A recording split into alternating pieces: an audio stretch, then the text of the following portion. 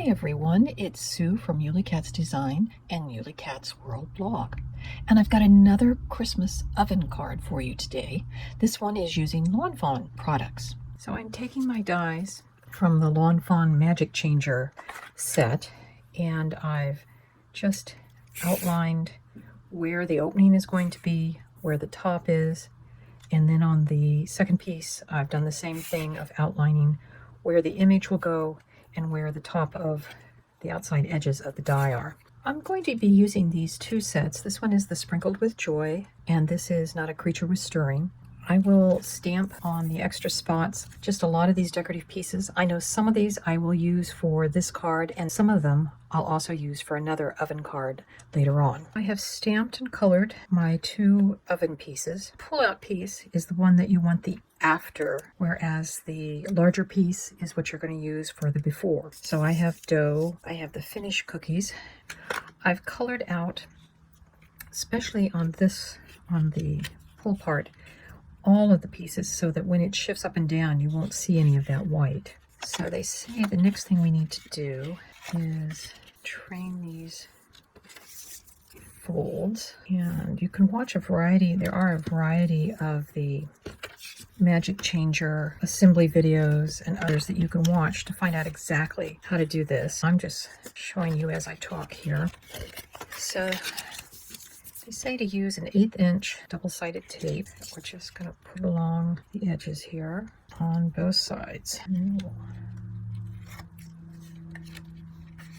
peel back, and these form the tracks for our oven. Pull that through. You can see these all lift up. They say to use a powder tool to make things slide easier, and I'm using my Cat Scrappiness anti-static tool.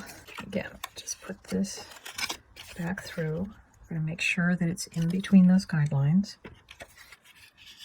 and we'll make our little envelope.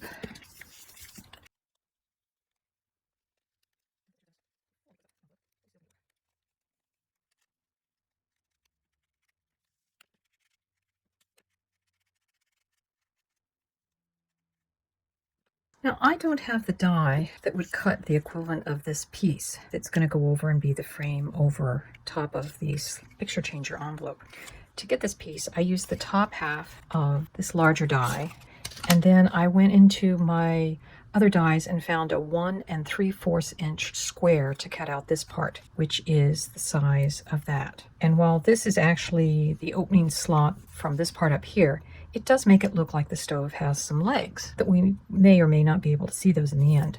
But I'm going to go ahead and put this on, and you can use your adhesive of choice. I just happen to have that double-sided tape there. And the red cardstock that I'm using for my oven is actually the cover off of some kind of, looks like some kind of shareholder magazine or something that I've had. And I'm not going to worry that there's a little bit of this white showing, because we're going to be putting it on a white background as such, so I think we'll be okay. So I've cut the pull tab that's going to go on top of this, and we just have to glue it on. This is white. The arrow will show up quite nicely. And this red is a heavy cardstock, right, that's close in nature to the color of this card, but not quite. I want to put an actual little slider window onto a piece of acetate that I'm going to put underneath my framing square. And again, because it's acetate, we're going to use double-sided tape to adhere it to this piece. And using my standard trick of keeping a couple pieces, I'm going to use my anti-static tool to go on the back of that, and again using the double-sided tape largely because it's going on top of the acetate. So here's one little strip that doesn't want to behave. So we'll put the silver frame, and this silver frame comes out of the oven add-on set. So far everything else we've used has been in the Magic Picture Changer set. But now we'll start using some of these decorator dies that come with the oven add-on set. So I've been gluing some of the other oven add-on pieces. The bottom drawer with its handle, I've glued on the knobs and other oven controls. And then we'll glue the burners onto top of the oven. That's the easiest way to go. but you don't want the burners to mess with the movement of your slider pull. So I've dry embossed with an embossing folder, and you can find it in the supplies list on my blog. I've put a 1/2-inch double-sided tape on all the edges. We're just going to put this on to the front. I've cut it just a hair smaller than the A2 size card front. I'm going to size this up, and then I'm going to use a circle hole punch to punch a thumb hole in the front of the card. I'm using my 1-inch hole punch, and I'm lining up, I mark the center of my card, and I'm lining it up with the center of that, and it's just a halfway.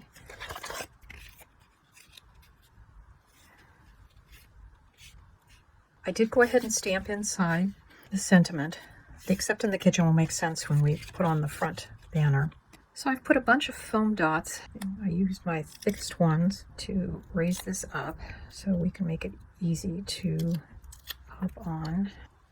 And I like to use my grid map.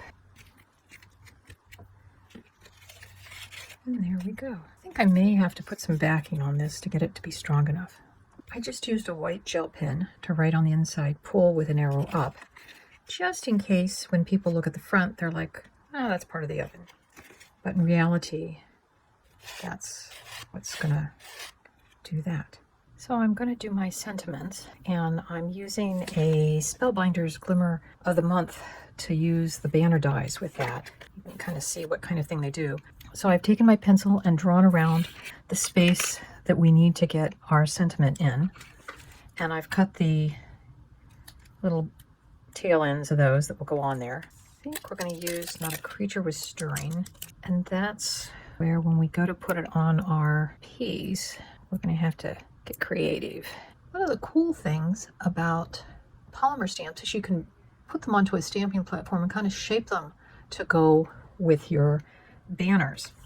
So I actually heat embossed with white embossing powder the banner, and I've just, let's see, I've put the ribbon ends, and I've got a bunch of foam dots on there. So that's going to go down here. I've kind of laid out roughly where these pieces are going to go. I'm going to take those off, and we'll go ahead and put our banner down. So this was one of the stamp sets I used to stamp, and then I colored with alcohol markers all of the little decorative pieces. I've used some Nouveau glitter drops to put icing on the different pieces, and those are all ready to use when the time comes. You can see I've already used a spoon and some of the holly to decorate part of the front, and I finished decorating the back of my card using, again, parts, die cuts from the oven add-ons, and then this little bowl is actually thumbnail part. I thought that just made a great bowl with a little red border. So here's the completed card. It's got some sparkle. We put the little candy canes, a few little gems, and I don't know if you can tell, but I've also used some of the Nouveau glitter drops to color some of the raised dots on the embossed background. So we can change our scene from unbaked to baked.